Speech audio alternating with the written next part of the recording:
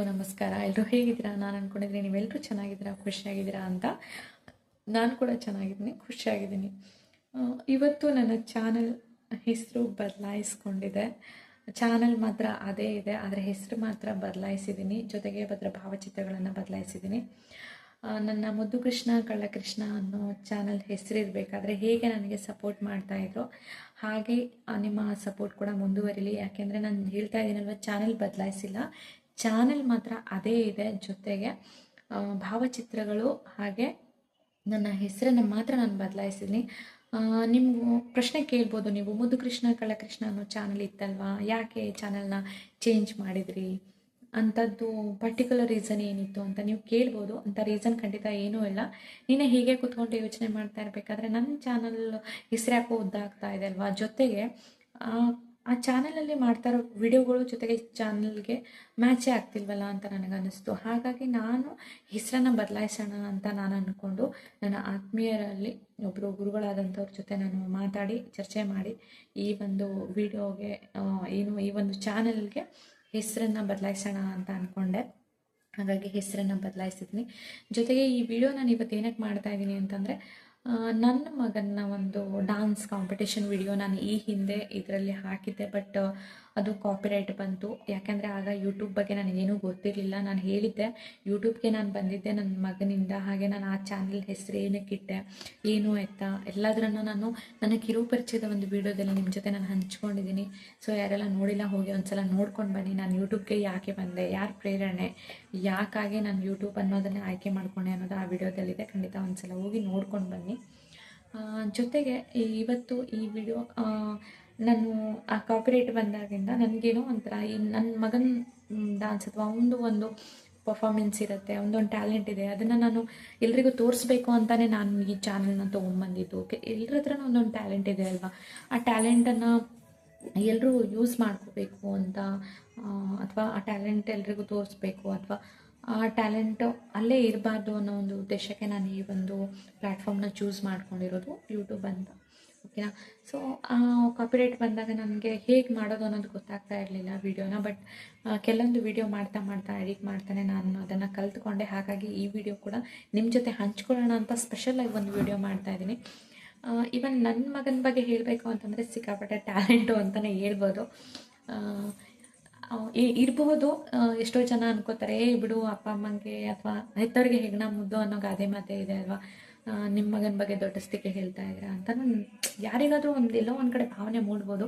But ಖಂಡಿತ ಹಾಗಂತ ನಾನು ಈ ವಿಷಯನ ದೊಡ್ಡಸ್ತಿಕೆ ಹೇಳ್ಕೊಳ್ಳೋಣ ಅಂತ ಈ ಒಂದು ವಿಡಿಯೋ ಮಾಡಿಲ್ಲ.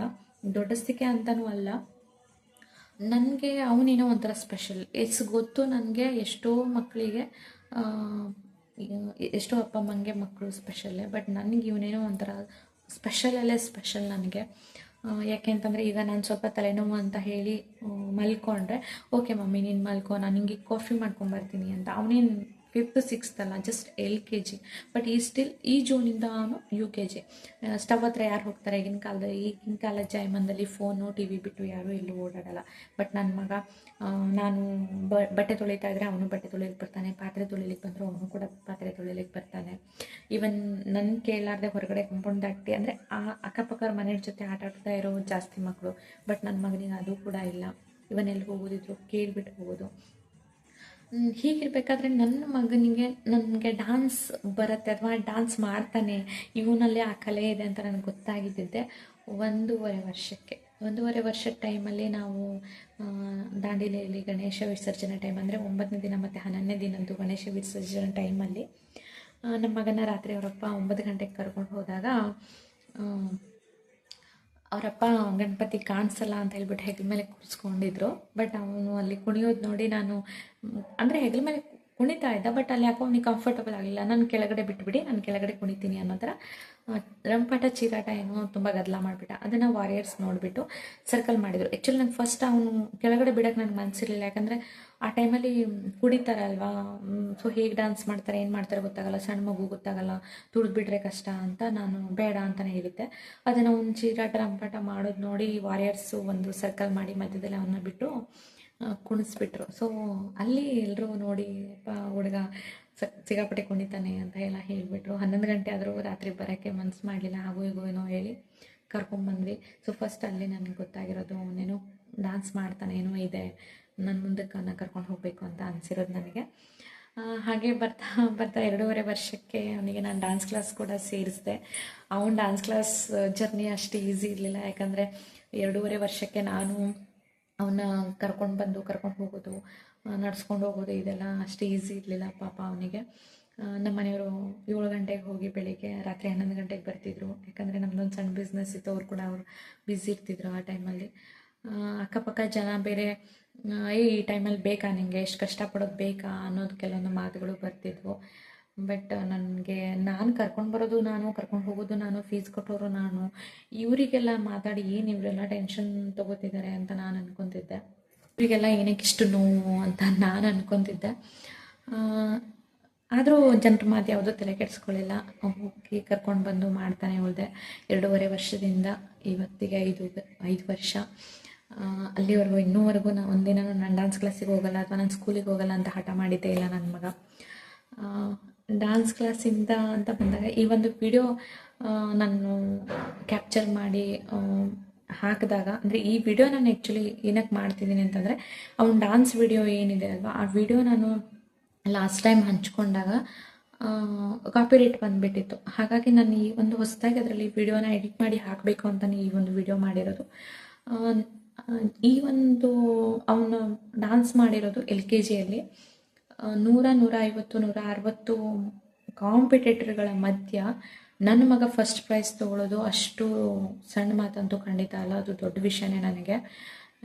ಇವನ್ ನಾವು ಡ್ಯಾನ್ಸ್ ಕ್ಲಾಸ್ ಸರ್ಗೆ ನಾನು ತುಂಬ ಥ್ಯಾಂಕ್ಸ್ ಹೇಳಬೇಕು, ಯಾಕಂದರೆ ತುಂಬ ಚೆನ್ನಾಗಿ ಅವನನ್ನು ರೆಡಿ ಮಾಡಿ, ಇವನು ಈ ಥರನೇ ಇದ್ದರೆ ಚೆನ್ನಾಗಿರುತ್ತೆ, ಈ ಹಾಡೇ ಸೆಲೆಕ್ಟ್ ಮಾಡಿಕೊಂಡು ಈ ಥರ ಸ್ಟೆಪ್ಗಳನ್ನು ಹೇಳಿಕೊಟ್ಟು ತುಂಬ ಚೆನ್ನಾಗಿ ಮಾಡಿದರು ಅವರು ಕೂಡ. ಯಾಕಂದರೆ ನಮಗಿಂತ ಜಾಸ್ತಿ ಪಾತ್ರ ಅವರು ಸರ್ ಮತ್ತು ಟೀಚರ್ಗಳದ್ದಿದೆ ಡ್ಯಾನ್ಸ್ ಕ್ಲಾಸಲ್ಲಿ. ತುಂಬ ಇಷ್ಟಪಟ್ಟು ಡ್ಯಾನ್ಸ್ ಮಾಡ್ತಾನೆ. ಏನೋ ನನಗೆ ಖುಷಿ ಇದೆ, ಅವನ ಒಂದು ಟ್ಯಾಲೆಂಟ್ ಇಷ್ಟಿದೆ, ಈ ಥರ ಇದೆ ಅನ್ನೋಕ್ಕೆ. ಅವನು ಮ್ಯೂಸಿಕ್ ಕ್ಲಾಸಿಗೆ ಹೋದರೂ ಅಷ್ಟೇ, ಡ್ಯಾನ್ಸ್ ಕ್ಲಾಸಿಗೆ ಹೋದರೂ ಅಷ್ಟೇ. ಮ್ಯೂಸಿಕ್ ಕ್ಲಾಸಲ್ಲೂ ಕೂಡ ನಾನು ಅದ್ರ ಬಗ್ಗೆ ನಾನು ನಿಮ್ಮ ಜೊತೆ ವೀಡಿಯೋನ ಶೇರ್ ಮಾಡ್ಕೊತೀನಿ, ಮ್ಯೂಸಿಕ್ ಕ್ಲಾಸ್ ಬಗ್ಗೆನೂ. ಹಾಗೆ ಅವನು ಹಾಡಿರೋ ಹಾಡಿಗೆ ಮ್ಯೂಸಿಕ್ ಕ್ಲಾಸಲ್ಲಿ 2nd ಪ್ರೈಸ್ ಬಂದಿರೋದು ಕೂಡ ನಾನು ನಿಮ್ಮ ಜೊತೆ ಶೇರ್ ಮಾಡ್ಕೊತೀನಿ, ಯಾವ ಥರ ಏನು ಅಂತ. ಒಟ್ಟಿನಲ್ಲಿ ನಂಗೆ ಖುಷಿ ಇದೆ. ಅವನ ಒಂದು ವಿಡಿಯೋ ನಿಮಗೂ ಕೂಡ ಇಷ್ಟ ಆಗುತ್ತೆ, ಅವನ ಡ್ಯಾನ್ಸ್ ನಿಮಗೂ ಕೂಡ ಇಷ್ಟ ಆಗುತ್ತೆ ಅಂತ ನಾನು ಅಂದ್ಕೊಂಡಿದ್ದೀನಿ.